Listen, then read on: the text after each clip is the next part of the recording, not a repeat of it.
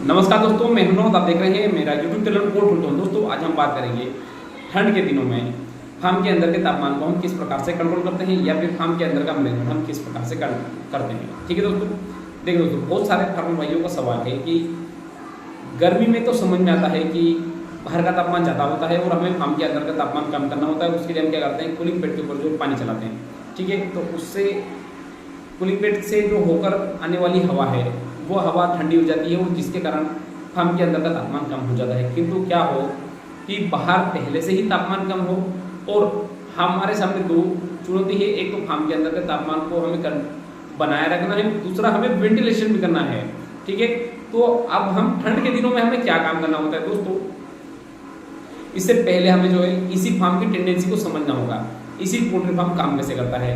देखिए दोस्तों, जब भी हम फार्म का निर्माण करते हैं तो फार्म को चारों तरफ से पैक कर देते हैं और सिर्फ दो ही उसमें रास्ते हम रखते हैं। एक फार्म के अंदर हवा आने के लिए और दूसरा फार्म से के अंदर की हवा को बाहर जाने के लिए। ठीक है, तो फार्म के अंदर से हवा कहाँ पे आती है, फार्म के अंदर हवा कहाँ से आती है, कूलिंग पैड से। ठीक है, और बाहर एग्जॉस्ट फैन से निकल जाती है। ठीक है, अब ये चीज़ समझ में आ गई। अब हमें क्या काम करना होता है ठंड के दिनों में।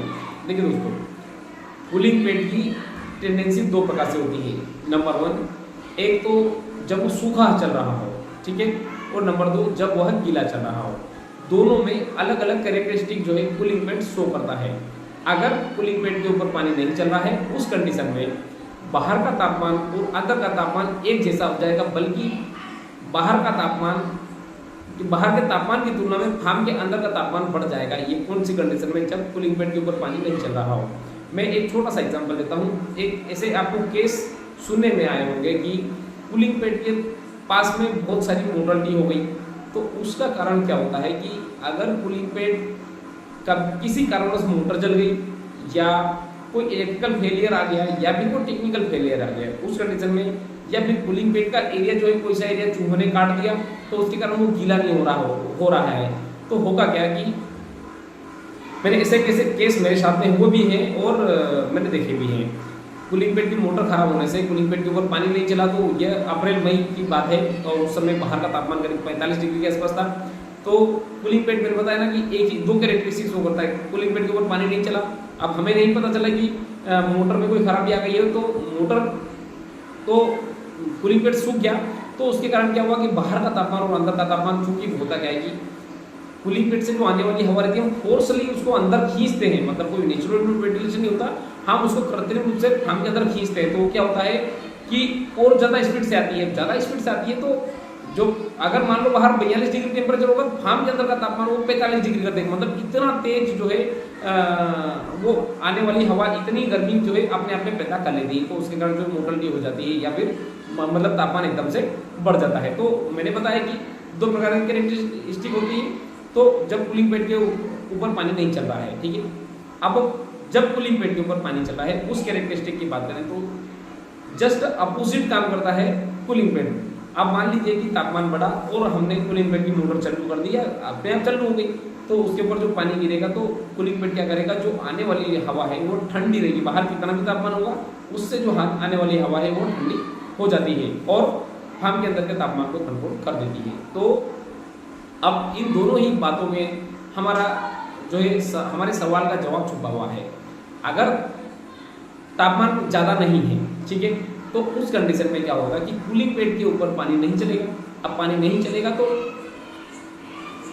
पानी नहीं चल रहा है तो मतलब फार्म के बाहर का जो तापमान है वही तापमान जो फार्म के अंदर हो जाएगा। मान लीजिए फार्म के बाहर का तापमान 22 डिग्री है तो फार्म के अंदर का तापमान भी कितना 22 डिग्री हो जाएगा। अब वो कैसे काम करता है, चूँकि हमारे इंडिया में जो ठंडी और गर्मी का जो सीनेरियो इस प्रकार से होता है कि गर्मी में गर्मी में हमारे यहाँ पे गर्मी ज़्यादा पड़ती है और ठंडी में हमारे यहाँ पे ठंडी ज़्यादा पड़ती है। ठीक है, तो दिन के समय में हमारा तापमान करीब 32-35 डिग्री के आसपास चला जाता है और रात के समय में तापमान जो है 15-16-17 डिग्री के आसपास हो जाता है। चूँकि अब हमारे पास में बड़ी मुर्गियाँ अगर है, छोटी मुर्गियाँ तो हमें जो है तापमान रूटिंग करना ही है, किंतु अब बड़ी मुर्गियाँ हैं तो उस कंडीशन में हमें तापमान जो है करीब 25-26 डिग्री के आसपास मेंटेन करना होता है। तो रात में तो हम क्या करेंगे कि कूलिंग पैड के ऊपर पानी नहीं चलेगा तो हमारा तापमान थोड़ा सा स्थिर हो जाएगा। किंतु दिन में क्या होगा कि दिन में तापमान 35 डिग्री के आसपास चले गया तो उस कंडीशन में हम क्या करेंगे कि हम क्या करेंगे, कंट्रोल पैनल हमारा क्या करें, जैसे ही तापमान बढ़ेगा वैसे ही जो है कूलिंग पैड को कमांड देगा कूलिंग पैड की मोटर को,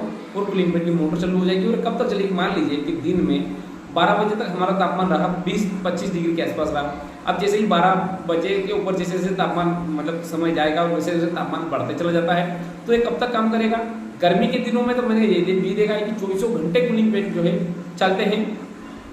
जब बच्चे बड़े हो जाते हैं, जब 12-15 दिन के आसपास के हो जाते हैं, उस समय 24 घंटे की जो कूलिंग पैड मैंने चालू देखेंगे, तो ठंड के दिनों में हमारा कूलिंग पैड के चलने का जो समय है वो बहुत कम हो जाता है। जैसे गर्मी के दिनों में क्या होता है कि कूलिंग पैड नहीं चलने का समय बहुत कम रहता है और चलने का समय ज़्यादा होता है, वैसा का वैसा ठंड के दिनों में हमारा कूलिंग पैड का चलने का समय बहुत कम हो जाता है और बंद रहने का समय हमारा थोड़ा सा बढ़ जाता है। ठीक है, तो एक छोटा सा एक समझने वाली बात यह है कि सिर्फ और सिर्फ जो भी हमारा फार्म के अंदर के क्लाइमेट को कंट्रोल करना रहेगा वो हमारा कूलिंग पैड ही कंट्रोल करता है। अब इसमें दो चीज़ आती है, अब तापमान कम है किंतु अब हमें वेंटिलेशन को बनाए रखना है, तो वेंटिलेशन बनाने का काम हमारा करना है टाइमर वाला फैन। ठीक है, तो होता क्या है कि टाइमर को टेम्परेचर से कोई मतलब नहीं होता है, वो जो है उसका हमने जो कमांड दे दिया कि इतनी देर चला है, मान लीजिए 1 मिनट चलना है, 2 मिनट बंद रहना, तो वो टाइमर जो है हमारा क्या करता है कि फार्म के अंदर की गैस को समय समय पे बाहर निकाल के देता है। तो इस वीडियो में हमने जो मतलब देखा या सीखा ये कि अगर हम कूलिंग पैड तापमान बढ़ेगा तो ही जो है ठंड के दिनों में कूलिंग पैड के ऊपर पानी चलेगा, तो उससे फार्म के अंदर का तापमान कम होगा।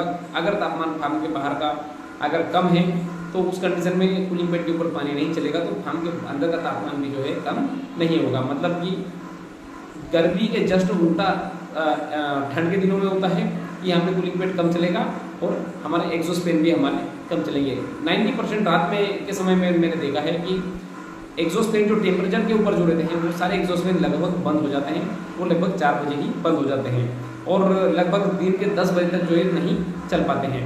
किंतु टाइमर वाले जो फैन हैं फिर हमें उसके ऊपर थोड़ा सा कार्य करना होता है। वो कैसे कार्य करना होता है, हम देखते हैं कि चूँकि टेम्परेचर वाले फैन तो चल नहीं रहे हैं तो उनका थोड़ा सा हम ऑन टाइम और ऑफ टाइम के ऊपर हम थोड़ा सा काम करते हैं। कभी कभी जैसे दिन में हम जो है ऑन टाइम बढ़ा देते हैं, ऑफ टाइम कम कर देते हैं, और रात के समय में हम क्या करते हैं ऑफ टाइम हम बढ़ा देते हैं और ऑन टाइम कम कर देते हैं, तो जिससे फार्म के अंदर का थोड़ा सा तापमान बना हुआ होता है। अब एक मैं छोटी सी चीज़ आपको बताना चाहूँगा,